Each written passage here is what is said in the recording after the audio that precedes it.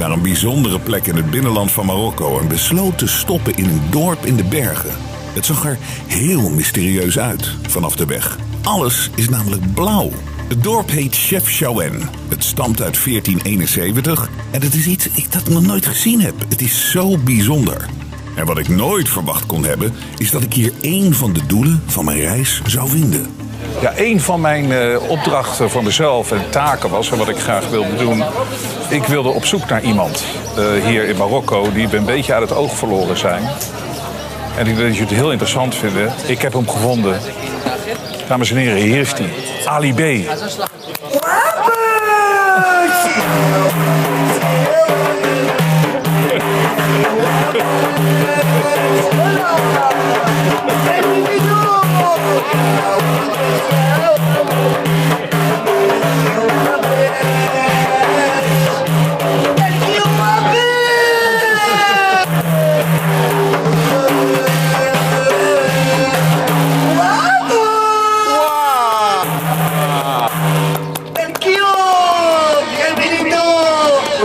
Nou, nu nog op zoek naar Marco Borsato.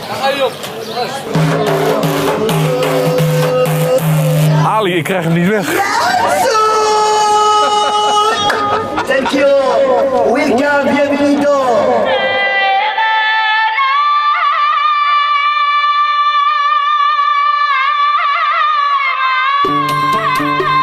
Het is altijd goed om met een local te spreken over zo'n bijzondere plek als Chefchaouen. Om gewoon even een snelle eerste indruk te krijgen. Dus dan moet je spreken met iemand die er geboren is, nog steeds woont en nu werkt. I'm here with my friend Sabir in the Chefchaouen. And you're a local. Yes, I am. And you're a teacher here. Yes, I am a primary school teacher. Yeah. And I teach upper primary school. Oh, okay. I mean, age 11 and 12. Okay, Yeah. so it's always good. I enjoy talking to locals. Yeah. And I already found out you know a lot about the history of this place. Yeah. It is very special. Yeah. Chefchaouen is very interesting. We're very high too, huh? True. Yeah. It's about 600 meters above the sea. Yeah. So it's high. And how many people live here? There are 48,000 people living here. Yeah. In the whole area? Yeah, in the whole. No, just in Chefchaouen town. Wow. Yeah, 48,000. Because it's not the biggest place, but for No, it's just a small town. Yeah, and people live in smaller houses, apartments. Yeah, and small houses, cozy houses, and their main activities is based on tourism. Tourism. Yeah, on tourism. And the tourism is growing at this place. Yeah, a lot. I have noticed there is a big change every year, and it becomes very famous for tourism, and people come from everywhere to see the blue town.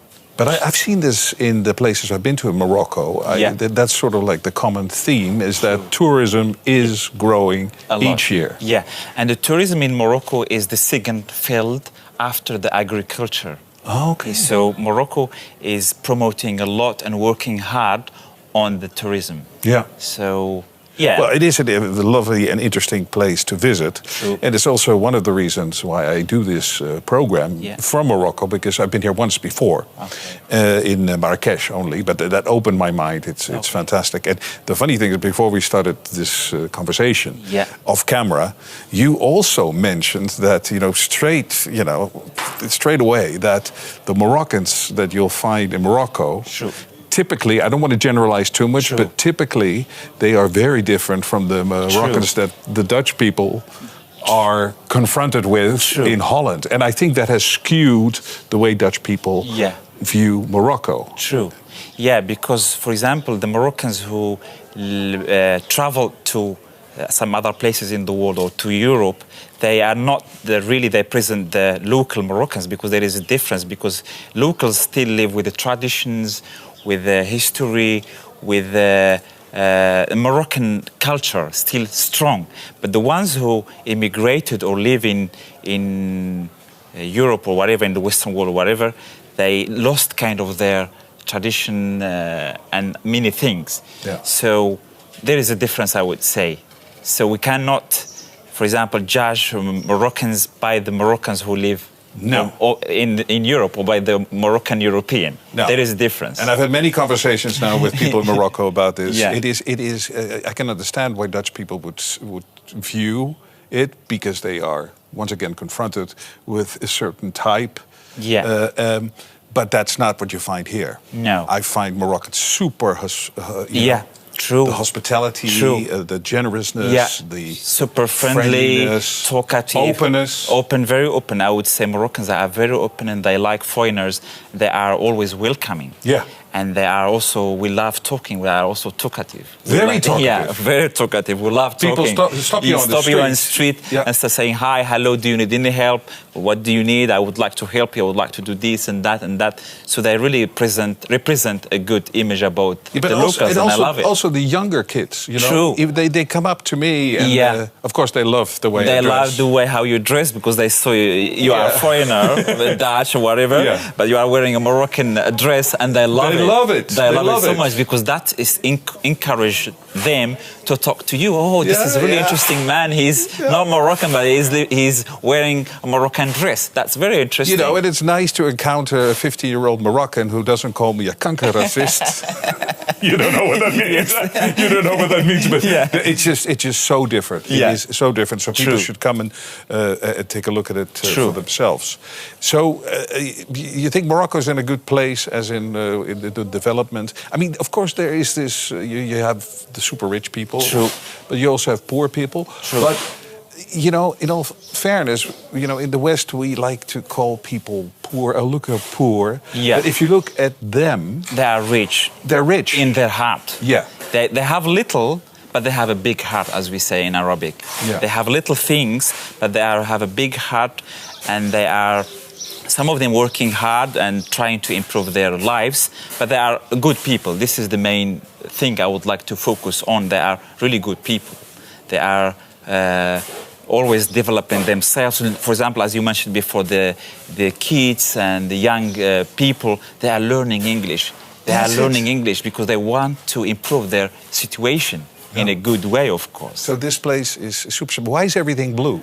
Well, the blue is always existed, but I'm talking about small blue, not the big blue. So the locals in Chefchaouen, they always used little blue around their windows, around their doors. Yeah. So especially in holy days like in Ramadan, Eid al-Adha, the slaughtering day, as we say in English, and Eid al-Fitr at the end of Ramadan. So they will clean their houses and then they will paint the blue around the doors and around the windows, and they extract the blue from indigo, the indigo, you know what I mean?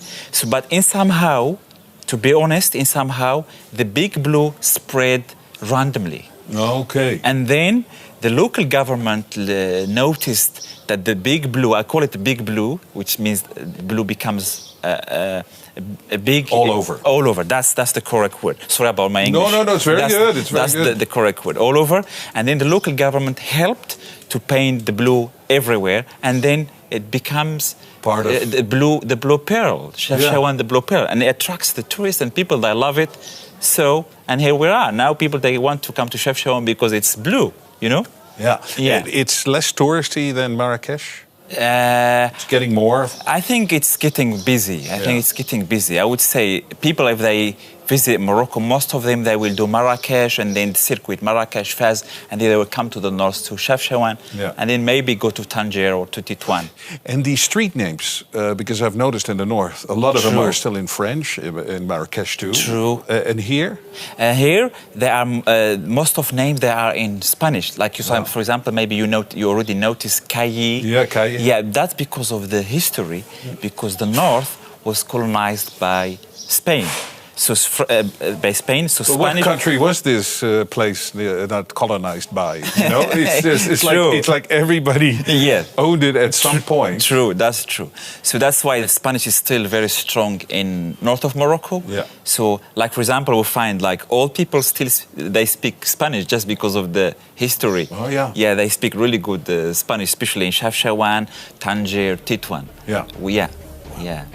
It's a super fascinating place. It's nice to know a little bit more about it. And, I love it. Thanks for the conversation. Sir. Yeah, thank you very much. And it was and once again, glad you to talk showed to me you, and I'm glad to share the information. Yeah, you're welcome. But once again, you showed again the hospitality of the Thank place. you very much. I'm warmth. glad. The warmth. True. It's the warmth of the Moroccan people. It's in our blood. Yeah. The warmth of the Moroccan people. Yeah. Thank you very much. Tijd na een bliksembezoek aan Chef Joanne door te reizen naar mijn volgende bestemming. Want er is één belangrijke vraag die ik ook beantwoord wil hebben. Waarom kwamen er ooit zoveel Marokkanen naar Nederland?